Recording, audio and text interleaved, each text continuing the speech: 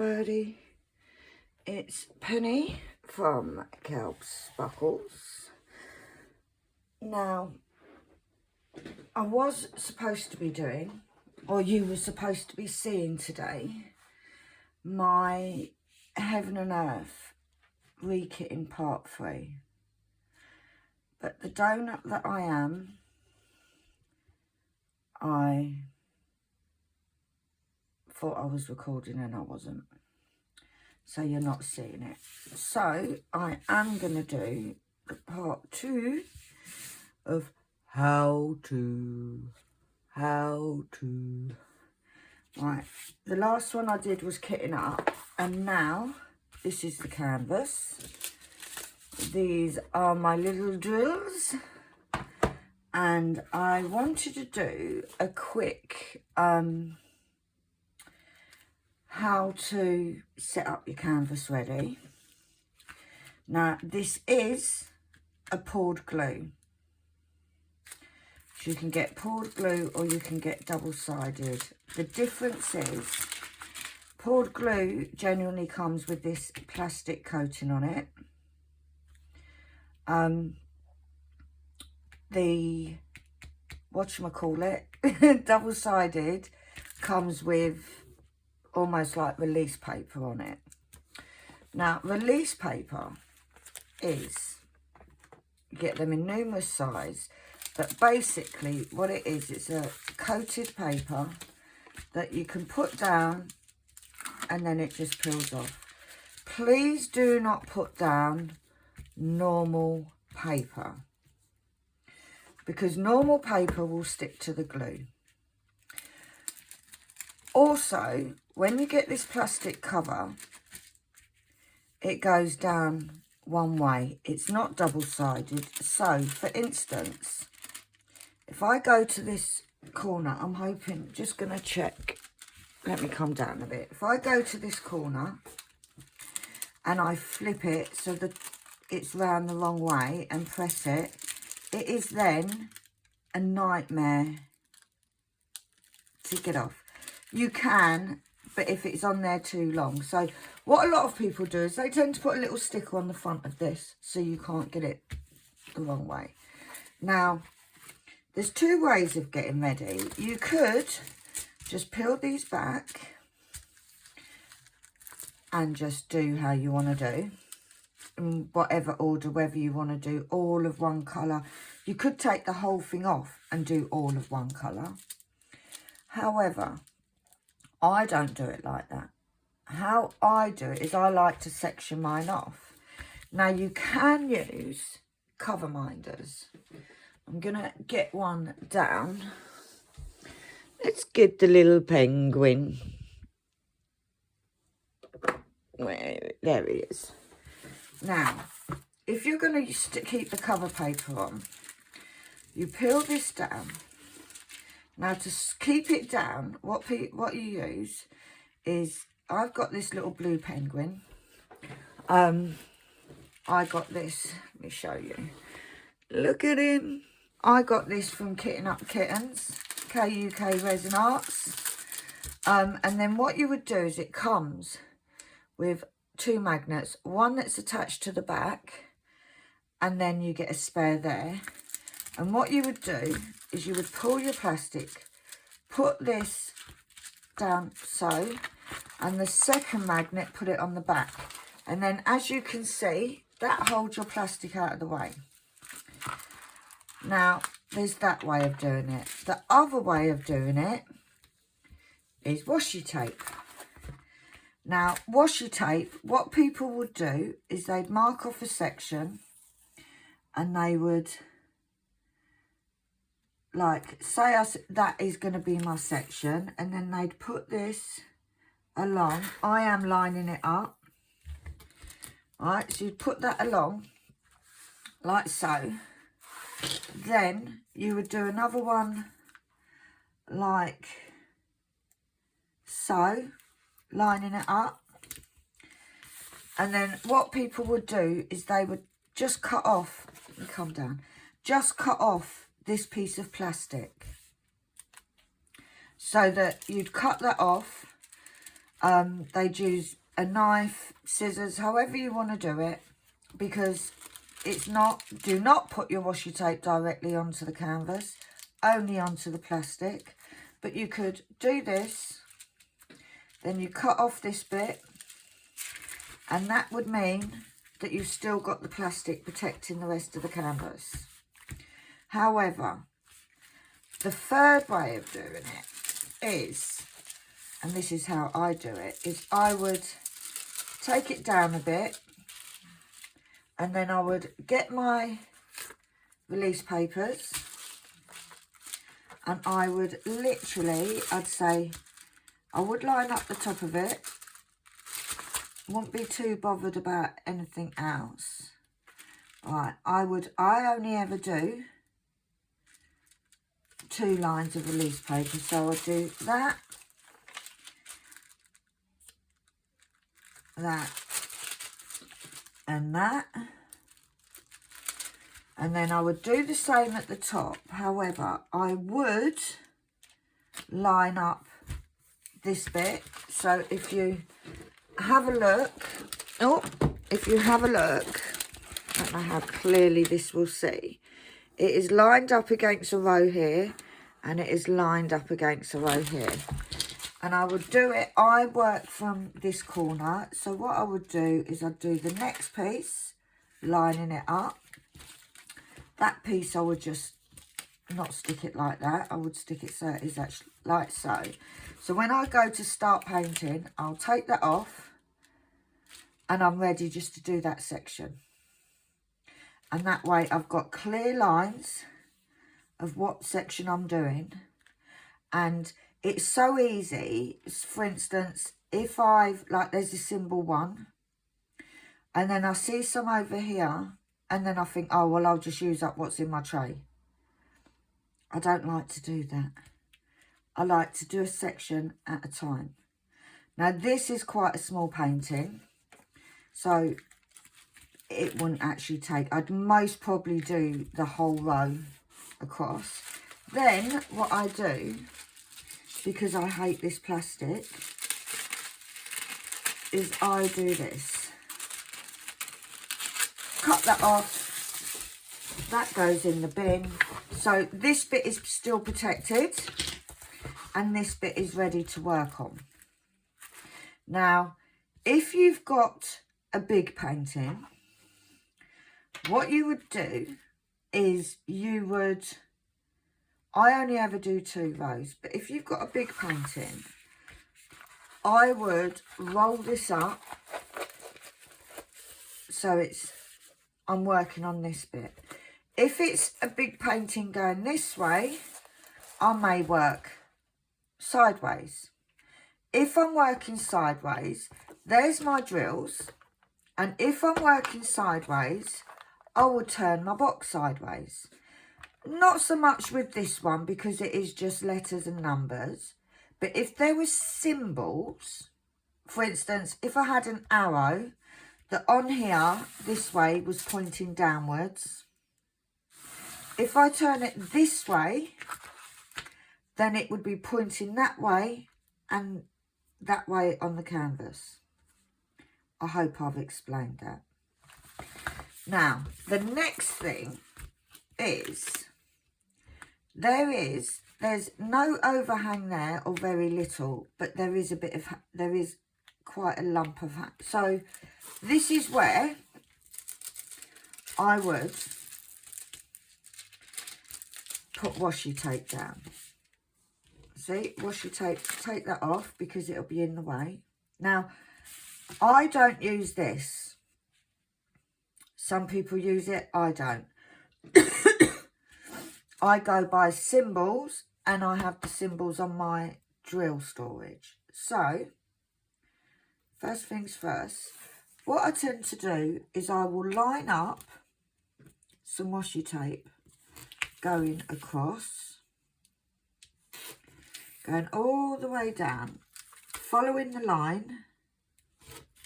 And what this does is that actually stops the fluff and anything else that wishes to stick, because it is annoying Now, I went a bit skew-if then. You don't have to have washi tape. You can use masking tape. You can use normal sellotape. It is literally just, the whole reason of doing it is, number one, it's annoying if you keep getting stuck to it. And number two, you don't want, especially where the cold weather's coming up and we're wearing jumpers and hoodies like I do and so forth. Now, I would do that all the way round if it's sticky. On this canvas, there's actually hardly any hangover of glue. So it is just that side I need to do. Right, so then we line that up properly. Now, washi tape, I think this one I got from Poundland. I think I got 4 or 5 rolls. And it's just a glittery, sparkly one.